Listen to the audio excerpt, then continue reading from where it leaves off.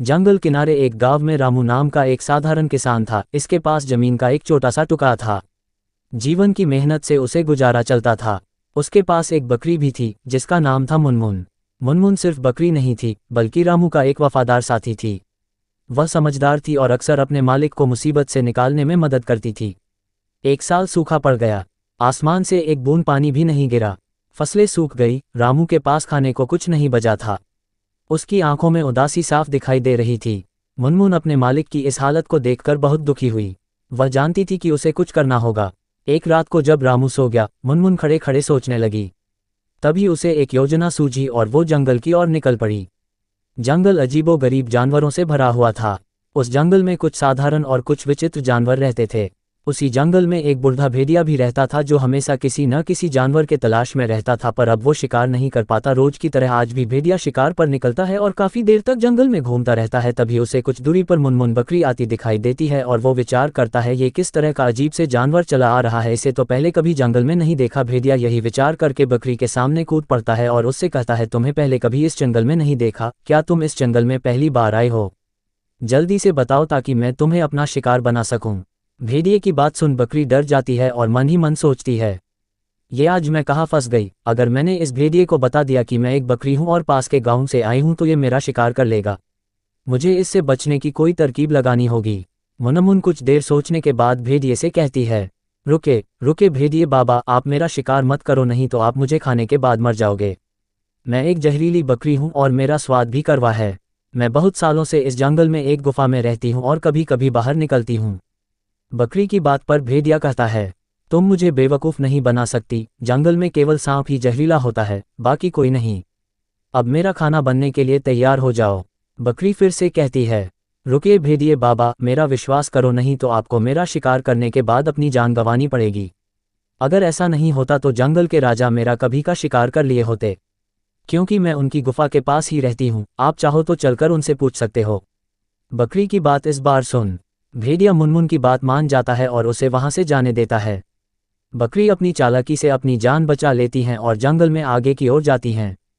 काफी दूर जाने के बाद मुनमुन देखती हैं कि एक सुनहरी मुर्गी कुछ दूरी पर एक झाड़ी में फंस गई हैं और मदद के लिए किसी की तलाश में खड़ी हैं। मुनमुन चालाक के साथ काफी दयालु भी थी और उसे मुर्गी की इस हालत पर दया आ जाती है और मुनमुन अपनी सींगों से उस झाड़ को मुर्गी के ऊपर से हटा देती हैं। अपने ऊपर से झाड़ को हटा देख मुर्गी को राहत मिलती है और वो बकरी से कहती हैं, तुम्हारा बहुत बहुत धन्यवाद बेहन, जो मुझे इस जाड़ से निकाल लिया, पर मैंने कभी तुम्हें इस जंगल में नहीं देखा और तुम काफ़ी परेशान भी लग रही हो। मुझे बताओ क्या बात है और क्या मैं तुम्हारी कोई मदद कर सकती हूँ? हाँ मुर्गी बहन, मैं इस जंगल में अपने मालिक की वजह से यहाँ आई हूँ। मैं जहाँ रहती हूँ उस गाँव में इस बार सूखा पड़ गया है और सभी लोग परेशान हो गए हैं। मेरे भी मालिक की सब फसल खराब हो गई हैं, जिसकी वजह से वे काफ़ी दुखी हैं और मैं यहाँ इस जंगल में अपने मालिक की परेशानी दूर करने का उपाय ढूंढने आई हूँ। मैंने सुना है ये जंगल तरह तरह के पशुओं पक्षियों से भरा है। हाँ बेहन, तुमने एकदम सही सुना है, यहाँ हर तरह के पशुओं और पक्षी हैं। मैं भी उनमें से एक हूँ।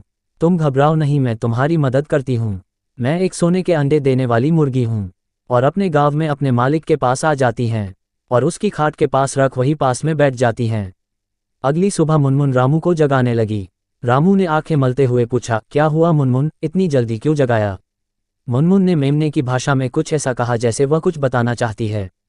रामू ने समझा कि मुनमुन को कुछ जरूरी बात कहनी है।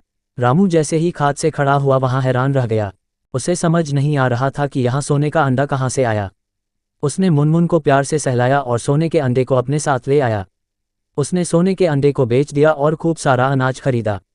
अब उसके पास खाने के लिए भरपूर था। गांव वाले हैरान थे कि रामू के पास अचानक इतना धन कहाँ से आ गया। कुछ लोग ईर्ष्यालु भी थे।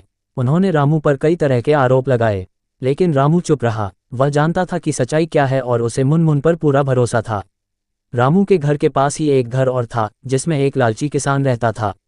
एक दिन वो रामू के घर आता है और रामू से अमीर बनने का राज पूछता है।